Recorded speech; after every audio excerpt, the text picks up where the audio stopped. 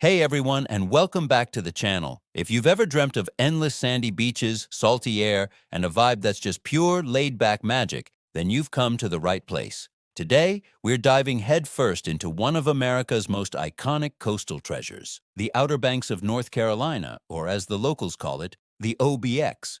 Now, you might have seen it on a Netflix show, but I'm here to tell you the real thing is 1,000 times better. Imagine waking up to the sound of crashing waves, spending your days chasing wild horses along the shore, and your nights gazing at a sky so full of stars it feels like you can touch them. This isn't just a vacation, it's an escape, a reset button for your soul. And the best part? It's more accessible than you might think. We're going to break down everything, from how much a trip like this actually costs, to the can't-miss sights, the most delicious local food, and all the hidden gems that will make your trip unforgettable. So grab a drink, get comfortable, and let's plan the ultimate Outer Banks adventure together. Trust me, by the end of this video, you'll be packing your bags. Let's get into the nitty-gritty first, the budget. How much does it cost to experience this coastal paradise? Well, it really depends on your travel style, but I'm going to give you a realistic breakdown. For our trip, we budgeted around $150 to $200 per person per day. This covered our accommodation, food, gas, and activities. The biggest expense is usually lodging. The Outer Banks is famous for its incredible beach house rentals. If you're traveling with a group of friends or family, renting a large house can be surprisingly affordable when you split the cost. We're talking places with private pools, hot tubs, and direct beach access. For a smaller group or a couple, you can find charming cottages, condos, or even some great hotels. Pro tip: traveling in the shoulder seasons like late spring or early fall can save you a ton of money. You still get amazing weather, but with fewer crowds and lower prices. For food, you can save a lot by using that beach house kitchen. We loved hitting up the local seafood markets for fresh shrimp and fish to grill ourselves. But you absolutely have to treat yourself to some of the local restaurants.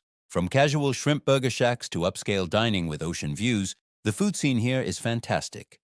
A meal at a casual spot might run you $15 to $25, while a nicer dinner could be $50 or more per person. We'll dive into my absolute favorite food spots a little later on. Getting around the Outer Banks is best done by car. The main road, Route 12, is known as the Scenic Byway, and it's a journey in itself. Gas can be a bit pricier on the islands, so fill up on the mainland if you can. Many activities are free, like hitting the beach, but others, like climbing a lighthouse or taking a ferry to Ocracoke Island, have small fees. We'll break those down as we go. So, all in all, it's a trip you can tailor to your budget, from super thrifty to totally luxurious. Now for the fun part, the attractions. The Outer Banks is so much more than just a beach. It's a string of unique towns, each with its own personality. Let's start up north in Corolla. This is where the magic truly begins because this is the home of the legendary wild mustangs. You can't just drive on the beach here with any car, you need a 4x4. If you don't have one, don't worry. Taking a guided wild horse tour is 100% worth it. Seeing these majestic horses roaming free on the dunes and along the shoreline is a core memory, an experience you will never forget. It's absolutely breathtaking. While in Corolla, don't miss the Currituck Beach Lighthouse. You can climb all 220 steps to the top for a panoramic view that is just insane. Moving south, you'll hit the towns of Duck and Southern Shores. Duck is famous for its Soundside Boardwalk, which is perfect for a sunset stroll. It's lined with cute shops, galleries, and amazing restaurants. It's a bit more upscale and a fantastic place to just wander and soak in the vibe. Then you get to the heart of the OBX, Kitty Hawk, Kill Devil Hills, and Nags Head. This is where history was made. You absolutely have to visit the Wright Brothers National Memorial in Kill Devil Hills. Standing on the exact spot where Orville and Wilbur Wright achieved the first powered flight is just humbling. It gives you chills. It's a beautifully maintained park and a must-do for any visitor. For the adventurers, head over to Jockey's Ridge State Park in Nags Head. This is the tallest living sand dune system on the entire Atlantic coast. You can climb to the top for incredible 360-degree views of both the ocean and the sound. It's the best spot on the islands to watch the sunset. You'll see people flying kites, and it's a popular spot for hang gliding. Even if you just go to run down the massive dunes like a little kid, it's pure joy. Let's talk about food, because you're going to work up an appetite with all that exploring. The seafood here is on another level. For a classic OBX experience, you have to find a good old-fashioned seafood boil. Places like the Outer Banks Boil Company will deliver a pot of shrimp, sausage, corn, and potatoes right to your beach house. It's a fun, messy, and delicious group meal. If you're looking for the best shrimp burger, everyone has their opinion, but my vote goes to a little spot in Nags Head. It's a no-frills joint, but the food is out of this world. For something a bit more refined, you can find incredible restaurants in Duck and Corolla serving fresh, locally sourced dishes. Think seared scallops, grilled tuna, and she crab soup. A personal favorite of mine was a restaurant right on the Sound in Duck. We had dinner while watching the sunset over the water, and it was pure perfection. And let's not forget about the donuts. You can't leave the Outer Banks without trying Duck Donuts. These are warm, made-to-order donuts that you can customize with your own toppings and drizzles. The line can be long in the morning, but it moves fast and is so worth the wait. A maple bacon donut while looking at the ocean? Yes, please. Continuing our journey south, you'll cross the Bonner Bridge over the Oregon Inlet, and the scenery changes dramatically. You're now on Hatteras Island, which feels wilder and more remote. This is part of the Cape Hatteras National Seashore. The beaches are wider, less crowded, and the vibe is all about fishing, surfing, and connecting with nature.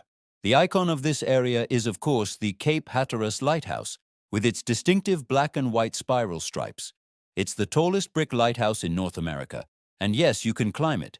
The view from the top, looking out over the Atlantic and the infamous Diamond Shoals, is truly spectacular. It's a powerful reminder of the maritime history here and the sailors these lights protected. The towns on Hatteras, Rodanthe, Waves, Salvo, Avon, and Buxton are all about that classic surf town feel. This is where you will find some of the best kiteboarding and surfing spots on the East Coast. Even if you're not a pro, it's fun to just watch, or better yet, take a lesson. There are plenty of shops offering surf and kiteboarding lessons for beginners. At the very southern tip of Hatteras, you'll find the ferry terminal. This is your gateway to the most enchanting and remote part of the Outer Banks, Ocracoke Island. You have to take a ferry to get here, and the 60-minute ride is part of the adventure. You can even take your car. Ocracoke is different. It's a small, tight-knit village where everyone gets around on golf carts or bikes. Time seems to slow down here. The beaches on Ocracoke have been voted some of the best in the entire country, and for good reason. They are pristine, wild, and feel completely untouched. The island is steeped in history and folklore. It was once the haunt of the infamous pirate Blackbeard, and they say he met his end right here in a channel called Teach's Hole.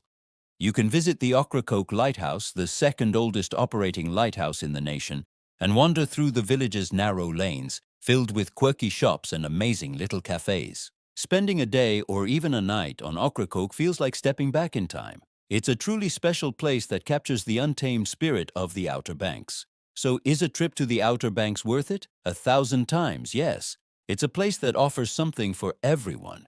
Whether you're an adrenaline junkie looking to surf the waves, a history buff wanting to walk in the footsteps of the Wright brothers and Blackbeard, a family looking for a perfect beach house getaway, or just someone who needs to unwind and reconnect with nature, the OBX delivers.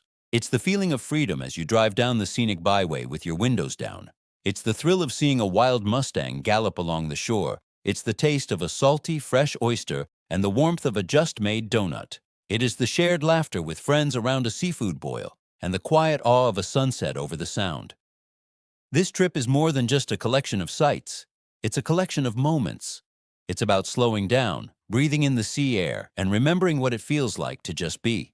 I came here looking for a vacation, and I left with a piece of my heart forever tied to these islands. So start planning. Look at the beach houses, map out the lighthouses you want to climb, and dream about those sunsets. I promise you the Outer Banks is waiting, and it's every bit as amazing as you imagine, and more. Thanks so much for joining me on this virtual trip to the OBX.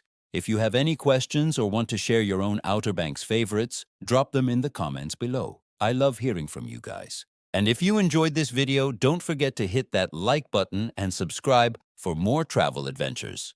Until next time, stay adventurous.